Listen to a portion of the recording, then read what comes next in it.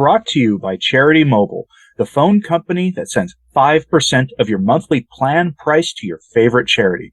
No contracts, nationwide coverage, risk-free guarantee. Learn more at CharityMobile.com. Since the issuing of the Traditionis Custodes on the Feast of Our Lady of Mount Carmel in July of 2021, 2 years ago, almost to the day that you're watching this, Francis and his henchmen have been telling faithful Catholics that we have a religion today that is different than what came before Vatican II. We have also been told that Francis is doing the will of the Council by bringing the Church into full compliance with the Council, which was to change the faith. He is engaged in that mission, doing what the Council told the Church to do, or so he says, and more importantly, doing what the men who helped him become Pope told him to do, which I think is more likely. Those statements were remarkable, and they helped many people wake up to an astonishing possibility. Many now openly question whether Francis is actually the Pope of the Catholic Church, or of some other organization pretending to be the Catholic Church, what we often call here the ape of the Church, or the anti-Church. That sounds radical, but now we have Father Altman asking this question and telling you what he really thinks. And he asked it just before Francis's new prefect for the Dicastery of the Doctrine of the Faith declared that Francis is engaged in the work of irreversibly changing the Church. So let's get to those stories today. But first I want to check in with Pacapapa Francis, which we like to do from time to time around here. So at the same time that he gave his Angelus address where he announced 21 new cardinals that will allow him to all but guarantee that the next pope elected by the College of Cardinals is a man just like him in every way possible, Francis the Great and Merciful gave us his version of the gospel, which accuses those of us who hold rigidly to the morality of the Church of not knowing God the Father. Quote, "The gospel's message is therefore clear," said the Pope. "God reveals himself by liberating and healing the human person, with a gratuitous love that saves. However, he explained, the greatness of God's love and works is not understood by those who presume to be great and who fabricate a God in their own image, powerful, inflexible, vindictive. Those who are full of themselves, proud, concerned only by their own interests, convinced they do not need anyone, are not able to accept God as Father," said the Pope. End quote. So if you believe God is, to quote both the letter to the Hebrews and the prophet Malachi, the same yesterday, today, and forever, and if you remember his justice, which is characterized here as vindictiveness, and if you remember that his justice is inseparable from his mercy, then you don't know God the Father. Great. Thanks, Francis. I hate it. Now, Father Altman gave a recent public address where he said on camera that Francis was not the Pope.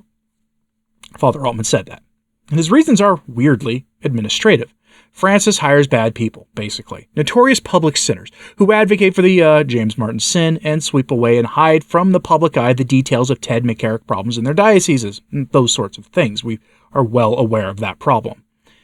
Father Altman's reasoning is that, according to him, as St. Robert Bellarmine has told us, a heretic loses his office, even a pope. And that's fine, though typically administrative malfeasance isn't heresy per se. But his point is clear. I don't have the full clip since it's obviously not exactly friendly to the platform if you are familiar with Father Altman's blunt way of speaking, but here is Father Altman in his own words saying Francis is not the Pope, so you know I'm not just making it up. There are too many moments from the moments to count here. Bergoglio is not a pope. He is a fraud. I show you that because some will say that I was just making it up. No, Father Altman said it, and I want to know what you think of him saying that. What do you think the consequences will be for him? I mean, he's already been canceled by his bishop. He doesn't have a parish to run. I'm curious if he will lose the connections and the support of certain conservative Catholic outlets and certain organizations dedicated to helping priests in his position, who very much think Francis is Pope, but just a bad one, who countersignal Vigano at every chance they get. I'm really curious about what you think. And I'll have a link for the whole clip for you to watch in my show notes today at returntotradition.org. It's very spicy, to put it mildly, but I want you to think about the essence of what he says in even the short clip that I shared for you, and the summary of what I told you he said. That Francis hires bad, wicked men and gives them offices of critical power in the church to do his will. Now, what is his will? What is Francis's goal? Monday morning, it was announced that soon-to-be Cardinal Victor Manuel Fernandez, soon-to-be prefect for the Dicastery of the Doctrine of the Faith, quite clearly told us what Francis is doing. And this announcement was made by media figures who found things he said several years ago. According to Fernandez, Francis is changing the church and the faith in an irreversible way. Fernandez states this unequivocally in an answer to a few questions asked by an interviewer back in 2015 in LaCroix magazine. I'll distill the questions into two for you here for the sake of brevity, but I'll quote him directly. He is asked about Francis's reforming the Roman Curia in a slow way, and if that will be hampered by Francis's claims of having a short papacy, something, by the way, Francis no longer says, since he's been running the church now for a decade. He didn't think he'd make it 5 years, reportedly. But Fernandez's answer back in 2015 is quite revealing. Quote, "The Pope goes slow because he wants to be sure that the changes have a deep impact. The slow pace is necessary to ensure the effectiveness of the changes. He knows there are those hoping that the next Pope will turn everything back around. If you go slowly, it's more difficult to turn things back. He makes this clear when he says, time is greater than space. The Pope must have his reasons because he knows very well what he's doing. He must have an objective that we don't understand yet. You have to realize that he is aiming at a reform that is irreversible. If one day he should intuit that he is running out of time and he doesn't have enough time to do what the Spirit is asking him, you can be sure that he will speed up." End quote. This is why those of us who say that he's absolutely not done burying the traditional Latin Mass warn that more restrictions are coming. It's far harder to undo a series of legislative acts done by a pontiff than it is to undo one sweeping act.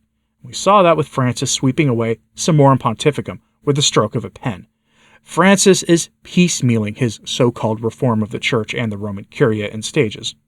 Notice, for example, how many of the same issues addressed by the Pan-Amazon Synod are being addressed again now at the Synod of Synodality, despite Francis, at that time, saying the case for the ordination of women was closed, or rejecting married clergy was not going to happen, at least married clergy not at that time. Both are once again, with his blessing, getting debated at the Synod right now. Very few things are off the table for Francis. The only question is how much time does he have left to implement his plans for the church, and what are his plans? He keeps them close to the chest because he likes to string along the more radical elements on his side of things as well. But it is that question, how much time does Francis have left, that Fernandez addressed his next answer to, that of a short pontificate that leads to schism. Now here's Fernandez, the incoming prefect for the dicastery of the doctrine of the faith, here to dash your hopes and dreams, I suspect. Quote, "No, there's no turning back. If and when Francis is no longer Pope, his legacy will remain strong. For example, the Pope is convinced that the things he's already written or said cannot be condemned as an error. Therefore, in the future, anyone can repeat those things without fear of being sanctioned. And then the majority of the people of God, with their special sense, will not easily accept turning back on certain things. And no, there's a schism when a group of important people share the same sensibilities that reflect those of a vast section of society. Luther and Protestantism came about that way. Sort of. But now the overwhelming majority of the people are with Francis and they love him. His opponents are weaker than you think. Not pleasing everyone does not mean provoking a schism." End quote.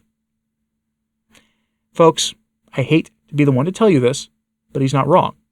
Yes, we've seen signs that Francis's popularity is waning, but it's not waning as much as you might think it is. Yes, people are tired of him, hence why almost no one shows up to his Angelus addresses anymore. And as I'll likely talk about later in the week, why world youth registration is the lowest it's ever been, which I don't think is necessarily a bad thing. But it's critical to remember something unpopular here. And that is this. The majority of Catholics, according to the independent external research, want changes made to the faith about sins of the flesh, the use of artificial means to limiting the number of children they have, the James Martin sin, divorce, remarriage, and on and on and on it goes. And this is why I make a distinction between traditional Catholics and conservative Catholics, by the way. Because among traditionalists, there is near total unanimity in adhering to what the Church has always said on these matters, and how the Church should preserve these teachings and promulgate them. But among conservative Catholics in Novus Ordo, there simply isn't that unanimity. The numbers from Pew Research have said this for decades now, and frankly, the data is getting worse, not getting better. So Archbishop Fernandez isn't wrong about the threat of schism in that way. It should make you feel a little lonely here on the traditional side of things. What do you think? Is Father Altman right? Is Archbishop Fernandez right in saying that Francis is working towards irreversible changes to the faith, and that those who oppose him are a tiny but vocal minority. Do you think he's correct about that? I think Father Altman is right when he says that Bergoglio is a pretender to the papacy. And again, what do you think is going to happen to Father Altman for saying the things he said? Because those are not to be taken lightly. His words there are not to be taken lightly. Curious, so let me know what you think of this in the comments, please. And like and subscribe if you haven't. It does help, so does sharing this on social media. That helps a lot too. And as always, pray for the church. I'm Anthony Stine. Ave Maria.